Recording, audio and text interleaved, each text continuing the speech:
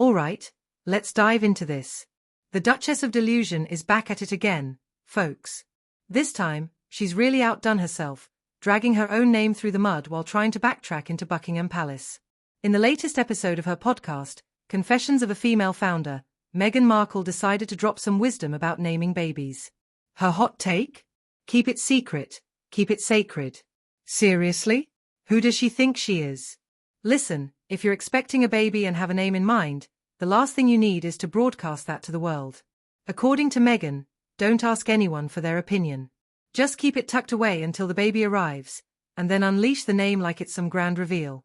But let's hit the brakes here for a second. Remember when she and Harry claimed they asked Queen Elizabeth for permission to name their daughter Lilibet? Yes, that's right, the Queen's cherished childhood nickname, something she didn't want out in the public sphere after Prince Philip's passing. Yet, somehow, Meghan's narrative doesn't add up. Did she ask? Did Harry? Or was it the family dog sending signals in Morse code? Who knows? Here's the kicker. Meghan just confessed that she doesn't even believe in asking for opinions when it comes to baby names. So, what happened to all that drama? The fierce public denial, the lawyer letters calling out the BBC for defamatory claims? What about the smug statement that Harry called the Queen first? It's all a mess, and Meghan just can't keep her story straight. And now she's comparing naming a baby to naming a business. What? Seriously? The act of naming a human child after the Queen is on par with branding a product? Meghan, please. This isn't about honoring Queen Elizabeth. It's about Meghan's brand. They bought the domain name for Lilibet before the baby was even born. You think that was a tribute? No way. That's straight-up trademark strategy. It's almost elder abuse, to be honest. The audacity. The sheer nerve. Meghan had the gall to challenge the Queen's official statement through the BBC. The Queen, a woman who lived by the mantra never complain, never explain, had to break her silence to address this lie. Can you imagine? The Queen, mourning her husband, hears her most intimate nickname slapped onto Meghan's PR campaign. It wasn't just a lie, it was a theft of identity, intimacy, and legacy. And Meghan, smug as ever, gave a masterclass in hypocrisy right on her own platform. If irony were cash, she'd be rolling in it.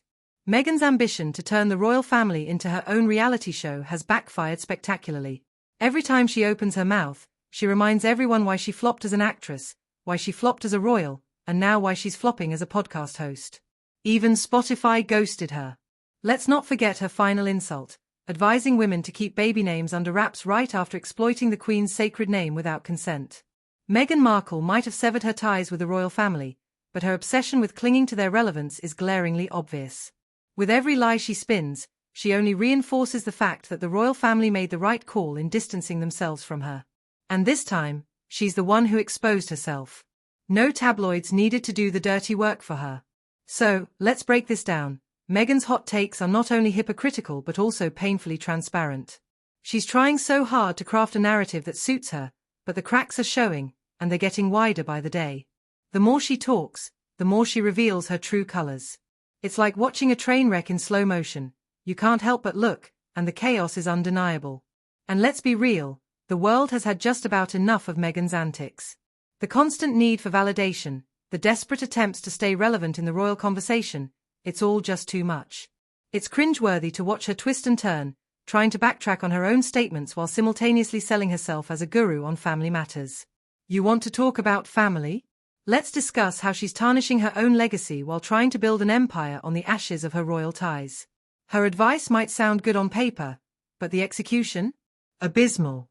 Every time she opens her mouth, she digs her own grave, and it's getting deeper with each episode. And let's not forget her authenticity angle. It's hard to take her seriously when she's constantly contradicting her past statements. Authenticity means being real, and right now, she's anything but that. The more she tries to position herself as a relatable figure, the more she comes off as a caricature of herself.